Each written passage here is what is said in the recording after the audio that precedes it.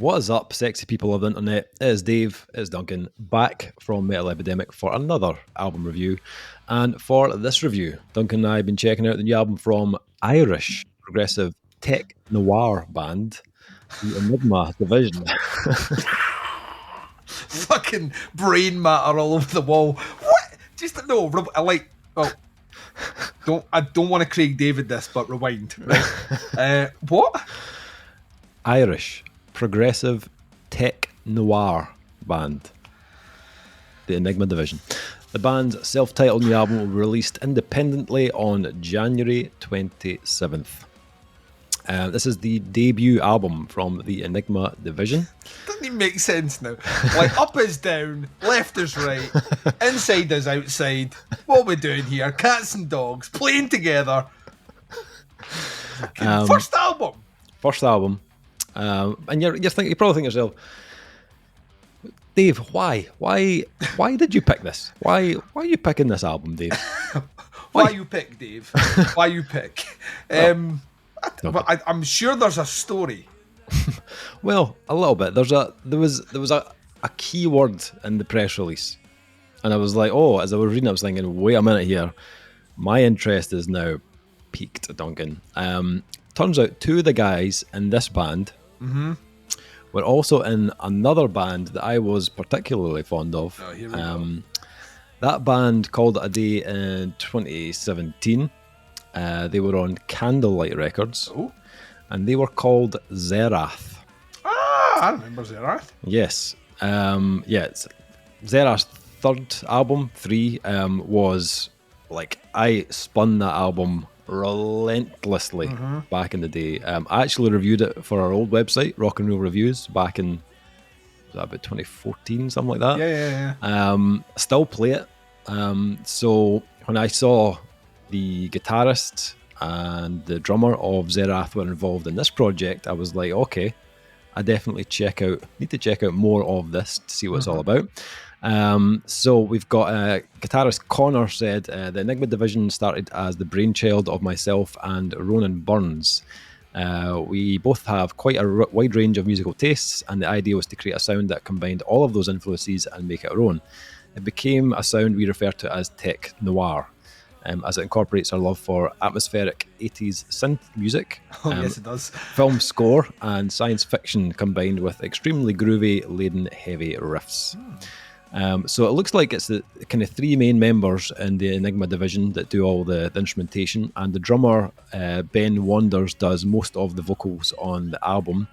There are some vocals from a guy called Richard Thompson, who was the vocalist in Xerath. He's on one of the tracks, Afterglow, as well as some guest solos and some keyboards from Derek Sherinian, who has done keyboards for like Alice Cooper and Kiss and Dream Theater and bands like that.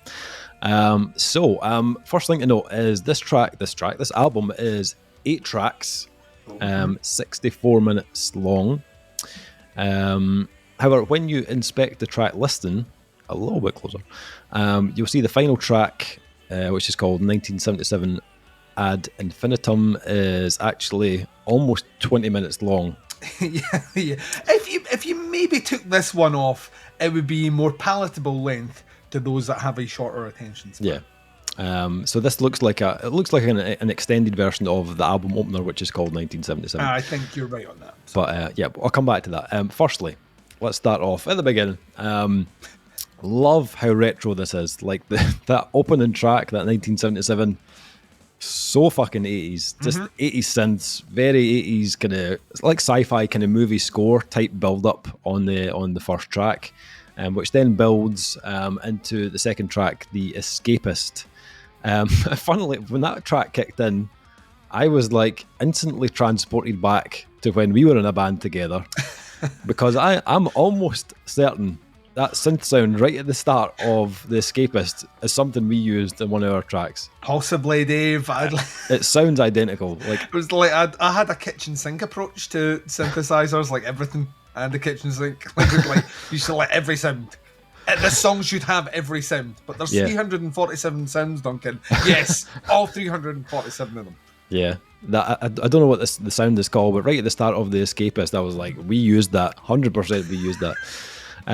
But it's not long before we jump right into some really kind of thick, bouncy, kind of progressive, genty kind of style riffs. And that's as we're kind of off. My head was kind of like nodding from pretty much the start. The guitar tone is like super kind of low and really bendy sounding, possibly an 8-string maybe. But I was just like plenty of skank face even. Skank face. Skank face. Stank face. That when you put on your makeup really thick. Skank face a wee bit more slutty, you know, but still very loose in style though, skank face. Skank face requires you to get like a tramp stamp along the bottom of your back. Like a barbed wire round the arm tattoo. Love it. Absolutely love it. Oh, Jesus Christ. I think I need Stank face. Just to clarify that. Yeah, like was stank, not skank. Stank face, not skank face. Skank face.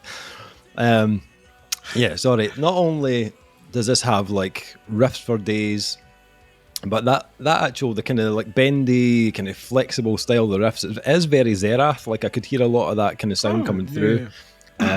The guitar like standard of Xerath was very high. It was one of my favorite things about the band.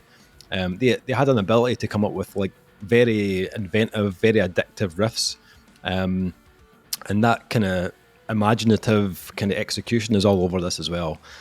These guys have got serious playing chops right across the board. You know, every member brings a kind of huge amount to the table, but it's not just like an album full of like it's not a bag of riffs. we used that back in the day as well. This isn't just a big bag of progressive riffs. These guys have great songs as well, like very well crafted arrangements that will keep you kind of hooked in, but will also kind of present the Enigma Division sound and its many sides. Because although this is like riff-tastic, it's also got hooks. Like each track is very well balanced with a really, really nice kind of massive kind of melodic vocal and some really cool kind of uplifting synths.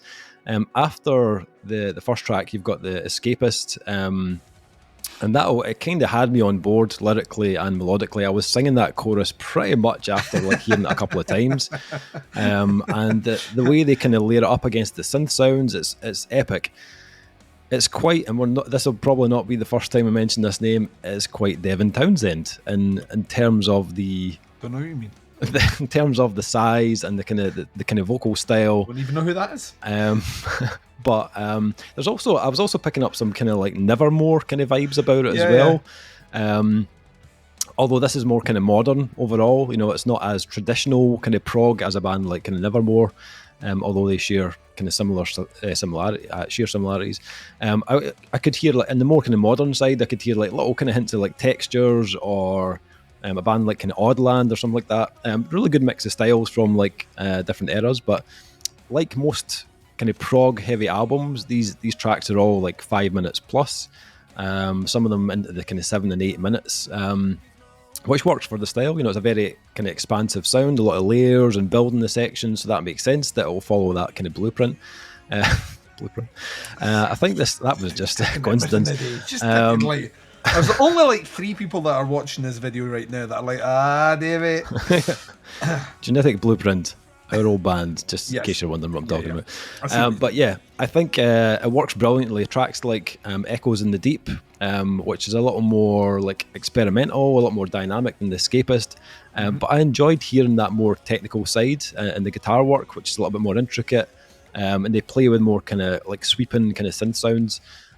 That track also features Derek Sherinian, so you'd expect this track to be a little bit more synth heavy, and it's fairly loaded, a little kind of solos in there as well, which is pretty cool.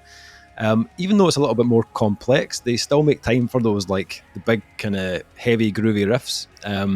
So you'll keep your skank face at the ready for those bad boys coming in. Just going to run with it now. They also give you more in terms of like the kind of lead work, guitar solos, which are extremely good, and some nice kind of like breathable moments where they pull back, show more restraint, which shows the kind of high level of songwriting you're getting from these guys on their first album, their debut. To be honest, every track was kind of ticking the boxes. Afterglow has got some stunning melodies on it. Love the tone of Richard from Xerath. Was a fan of his from before. He's got a phenomenal voice. Again, Devin Townsend, you've got some similarities in there again, in the kind of more like kind of tonal type moments, but very catchy, pitch perfect really, and kind of that track kind of switches back into a more kind of simple song structure, lets the melody do the work, so they do a really good job of not letting the album become too kind of overstuffed with ideas that it becomes like overwhelming to listen to. The Age of Discovery, a bit darker in tone, had a little bit of a kind of contortionist vibe in places, but synth work very 80s as well, so a really cool balance of like retro and modern. The chorus was maybe a little bit more understated on that one, but I felt like the riffs and the synth arrangement was interesting enough that I didn't really mind that the chorus didn't have, the track didn't have like a huge chorus on it. Kaleidoscope, probably the biggest kind of groove on the album. Can't help but like get totally sucked into that opening riff, and again some kind of heavy Xerath vibes, especially in the kind of darker atmospherics and the sounds that they've used. Still got a very 80s vibe, so it doesn't just sound like the Enigma Division doing Xerath. It feels different enough to like separate the two.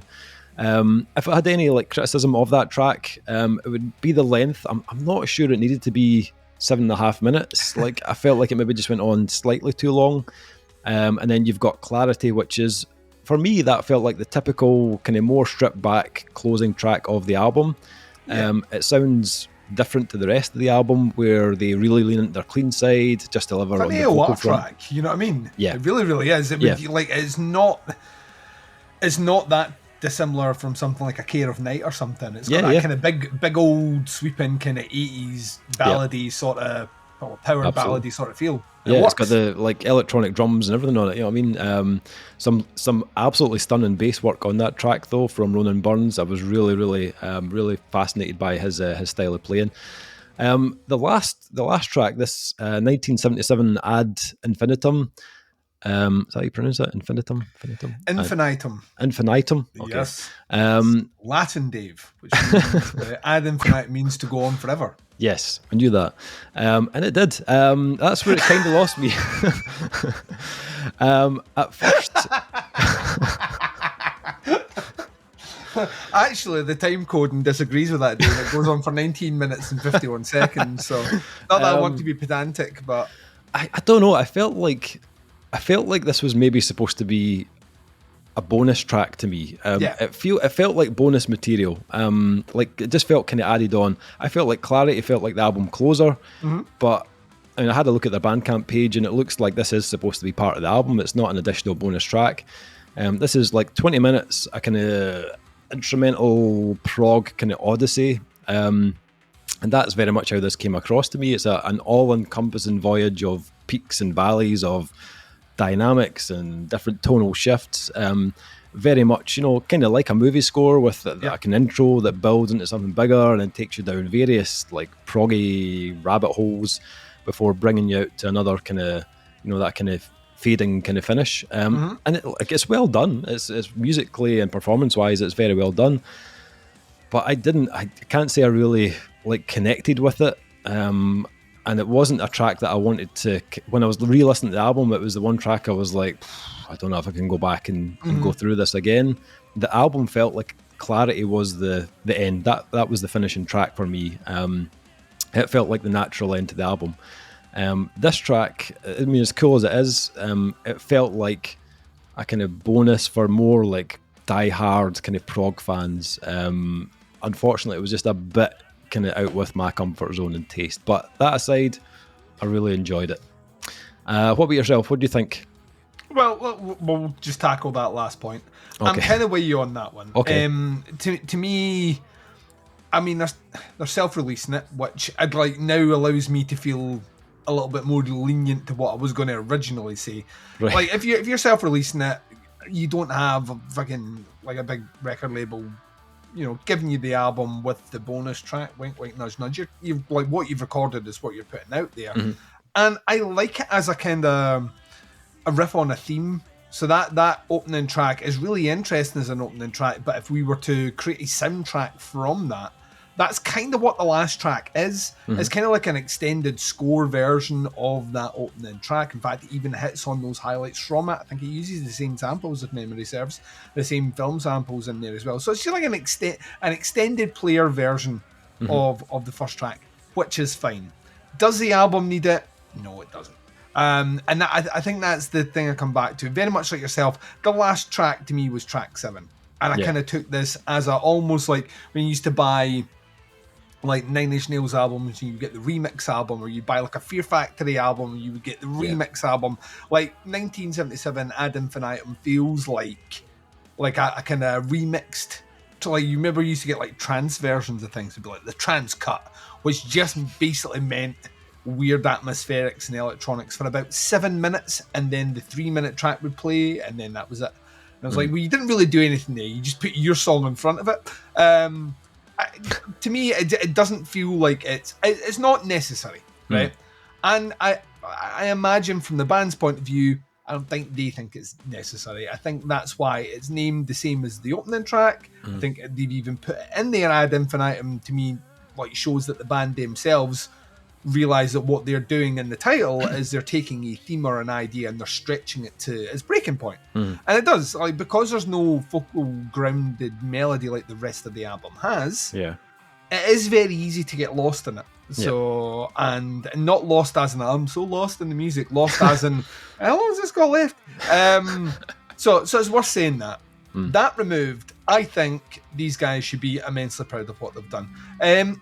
Once again, they're playing in pools where other bands are... They're not the first band to take 80s synths and bring it to the prog world. It's kind of well established now. They're not the first band to bring those kind of like bouncy or kind of heavier riffs and add that to the mix as well. They've not done that, but what they are kind of at the forefront of doing is really exceptional songwriting. Like the musicianship across the board, notwithstanding guest list appearances, the music across the board is fucking excellent. Like the guitar work is, some of the guitar solos are like fucking nuts. Just like clean, sweepy, but then they'll happily kick into like an old school cheesy 80s guitar like solo as well, and make it sound once again like these things are just like they were always supposed to be together, and it was you that never understood this. The synth work is impeccable. I'm a synth guy, and like this album is just a feast for the senses. Plenty of transitions, plenty of different sounds. Like the keys work itself at times is as good as the guitar work, and the guitar work is exceptional. Behind it all, you have great drumming, and I'm like kind of blown away by the fact that the drummer's doing the vocalist, not because vocalists can't be drummers, but he's got an incredible range. Like, so to me, like if he wanted to just give up the drums and just do vocals, he would, he wouldn't be shy of a buck or two. He's really, really good at it. Great tone, great range. It sits in the kind of upper mid, but he can easily reach those highs. It did remind me a little bit old school Nevermore, so I'm glad that you mentioned that before. So you've got all that working for it as well. And then you just have like each sort of the press statement, and for the guys in the Enigma Division who are like that, did he not read the press statement? And I'll have to reiterate this every now and again. I don't read the press statement. I go in blind. I don't know what you look like. I don't know anything about your details, where you're from in the world, and I listen to the album. Dave fills me in when we do these reviews, and as a result, I get to find out how close I am to the mark. So one, I didn't know that you'd self-release this. Two, I would never have guessed you were Irish. Never in a million fucking years. But the interesting thing about that overall in terms of the detail was the fact that he mentioned film score, because that was rolling through my brain quite a bit. Was, as a part of this that feels almost at times like a bit like the Vangelis with the Blade Runner score, or even an extension out with that into the little bit of John Carpenter in there as well in terms of the synth work. But it's not synthwave either. It's like classic, authentic this is a synthesizer, we're an 80s band, let's do some Van Halen. So it's really well done. The mix is fucking great. Like everything has its standout moment, everything is audible and clean, crisp and precise without feeling like, I don't have the greatest ear for this, but it did not seem to me, the layman, as if there was a lot of quantizing going on here and a lot of fuckery. This, like, the guitar solos felt natural, like really just like they're in the moment, their eyes are closed, they're hitting the notes, and it fucking sounds great. And yeah, like you say, there's a great mix here of kind of proggy metal, kind of proggy rock, 80s pop. And then you come to a track like Clarity at the close, which is the band stripping things back and going for a big power ballad, which is a risky maneuver. A very risky maneuver, especially if your power ballad is going to be about 7 minutes long. Is it going to overstay its welcome? And it doesn't. It's well done. It really does bring it to a close nicely. Which, once again, without the band's comments, they might want to comment on YouTube about track 8. Was that your intention? Was it not your intention? Do we have it completely wrong? Are we fucking wrong? Is it because neither one of us are huge prog fans, and I think it's probably worth saying. Like, I don't know if this is the norm, like in the prog world. All I know is these guys are exceptionally gifted musicians, really good songwriters, which the two don't always go hand in hand. I think people think that's the same compliment, isn't it? You can be an exceptional musician but a terrible songwriter, and vice versa. You can be a great songwriter but not a great musician. So in your head you hear the most amazing songs, you can maybe pen them down, but when you get an instrument in your hand you can't fucking do anything with it. But they're both. And also I mean, I don't know if there's touring plans. I imagine with the amount of guest musicians, it's either going to be played in the background, or maybe to that, or I think most of the guests are on that last track. That right. Well, that's good then. That's good because, like, to me, this is the sort of music where, like, I would love to see this, like, in a King Tut's. You know what I mean? Like, you're up the back, and then like this fucking 3-4 piece band comes out, and they just wow you with just amazing, incredible musicianship and catchy as fuck hooks. Album's full of them. It's riddled with hooks. Yeah. So it's a great album. They wear their influences clearly on their sleeve. I don't know if I necessarily agree with the term noir in the title. There's nothing noirish about that unless you're thinking Blade Runner. But then that's more science fiction noir. I don't know. We're not going to get pedantic about that. And then the last thing I would say is, like, just looking at the album artwork and the font used for the title of that. As soon as I hit play and the first track kicked in, I was like, we're home. Perfect. Like it does it all, but like the attention to detail on artwork, font, and even authenticity of the way they approach and write the music. It's all there. They're really, like, I feel like I'm just repeating myself a load. They're really good. They're really, really good. It got me interested in a genre that I am not often interested in. Yeah. So that's usually a tick. So yeah, I thought it was really good. Good. Scores for this self-titled debut from the Enigma Division. I found this a really enjoyable listen. Great hooks, as you said. Some tracks maybe were slightly stronger than others, but the riffs, the rhythms were right up my street. As a drummer myself, I enjoyed the overall feel, the way it had been kind of hinged together. And shout out to Ben Wanders, who does drums and vocals in the album. He is a talented motherfucker. Oh yeah. Just as good a vocalist as he is a drummer. It's an album that flows very well. Nothing seems forced. Even the 80 synths are very well blended, not to overpower anything else in the mix. And I think as a debut, it's a very strong start for the band. Yeah.